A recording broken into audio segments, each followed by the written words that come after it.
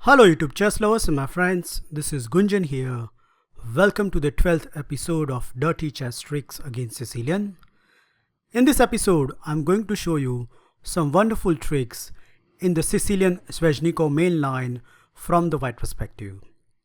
The opening arises after the following move order: e4, c5, knight to f3, knight to c6, d4, c captures d4, knight captures d4, knight to f6, attacking on e4, knight to c3, defending, and now this thematic thrust in the center, e5.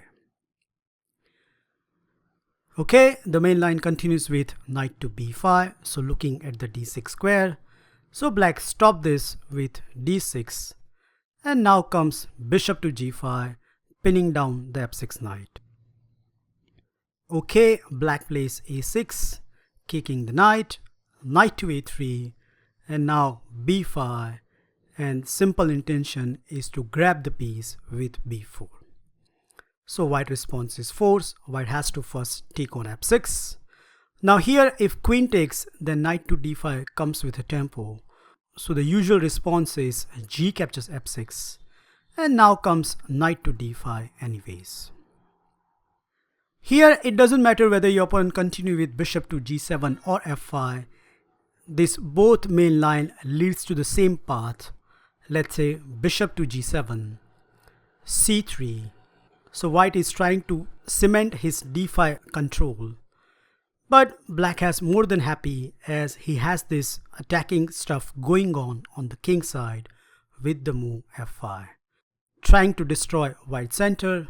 Okay, white plays e captures f5, bishop captures f5, knight to c2, castle on the king side, and now comes the thematic move knight to e3.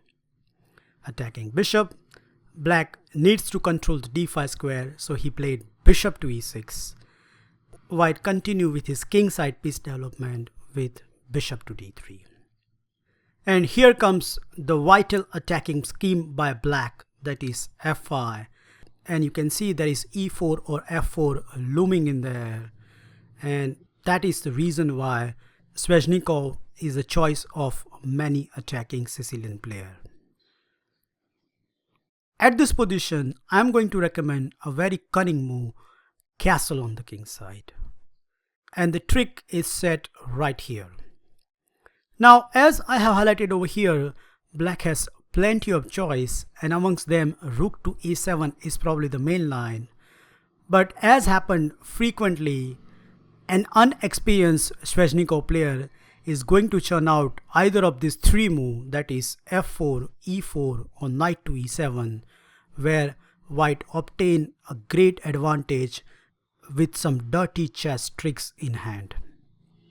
So let's see each by turn.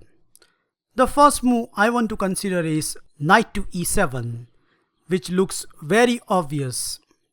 Black is trying to get rid of the d5 pesky knight. But the sad news is, after this move, white is completely winning.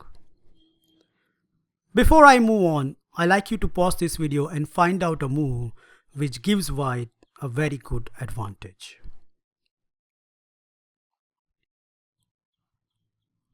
Did you spot it? Have you find out this sequence, that is knight captures e7 check, queen to e7, and now the decisive blow. Bam! So suddenly from nowhere, white is a clear pawn up, and the tactical point behind it is if black try to capture on f5, let's say bishop captures f5, knight captures f5, and rook captures f5, then there comes queen to d5, king to h8, and just within 20 moves of the game, white emerged with an exchange and a pawn up with a completely winning position. So even though knight e7 looks so good and played in 115 games so far in the FIDE tournaments, it is a big time mistake from the black. Same goes for the second move f4, which at first sight looks so good and many Sveshnikov inexperienced players are going to play this. But the problem here is white has this lethal move queen to h5, attacking on h7, and if the move h6 then queen to g6 is a very strong reply. So accordingly, the only defensive resource here is rook to f7, giving king a escape square.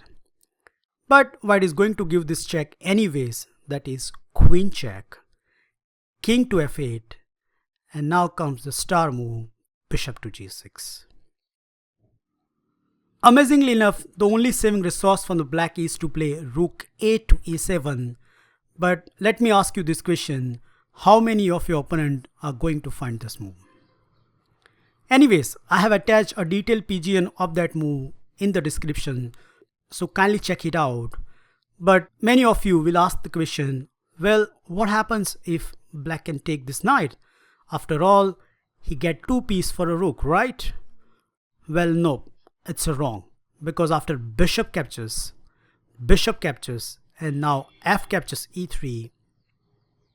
Yes, black has 2 bishop against rook, which is generally a strong idea, but not in this position, because black king is in a great danger, white queen is very nicely placed, and on top of everything, white has these 2 distant passer, which more than enough to convert into the winning advantage.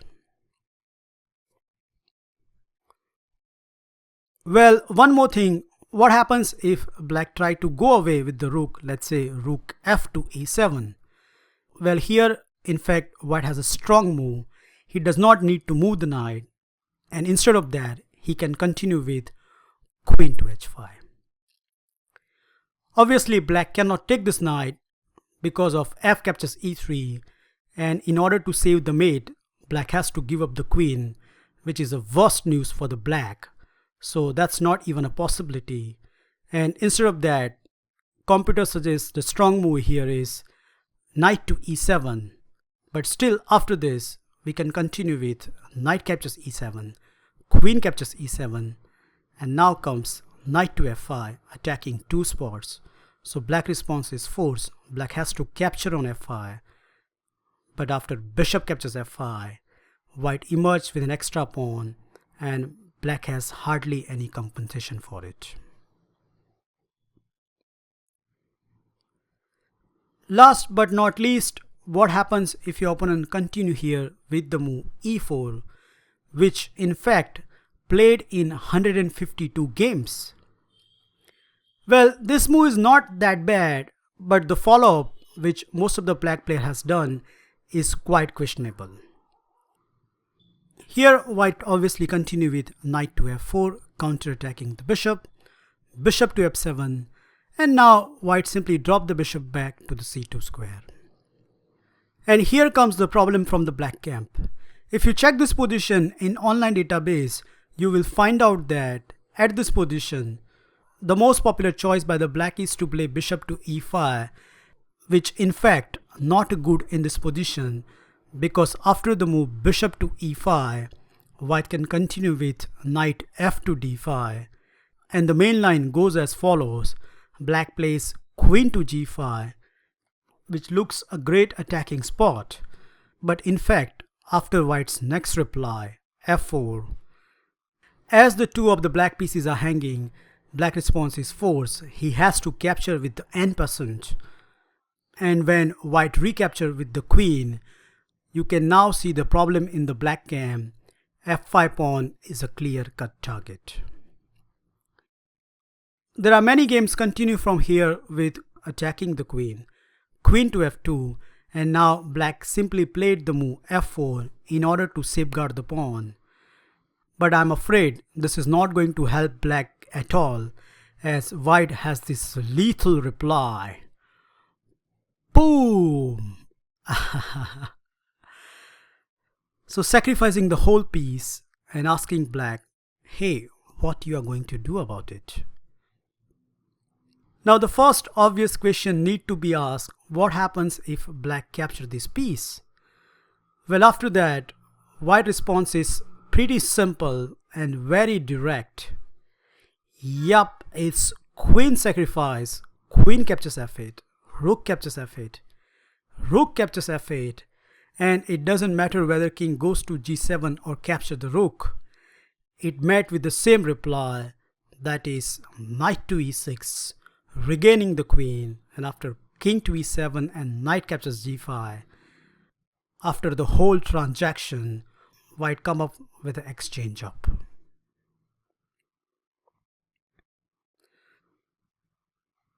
So as per the engine, best reply goes as follows. Black continue with rook to c8, attacking both the knight. But here comes the whole point of white. White continue with knight to e6, attacking two spot, queen to h6, knight captures f8, pawn captures e3, and fortunately for white, queen to f5, a multi-purpose move, saving the knight, attacking on h7, and don't forget the loose rook in the corner. Okay, black can try this trick, that is bishop captures h2. So if white capture the bishop, then white queen will be lost. But white is not obliged to capture it and calmly play king to h1, and after this, white is completely winning. After the base continuation, that is bishop to g3, queen captures h7, queen takes, and knight takes. After 29 move accuracy, white emerged with exchange and a winning advantage.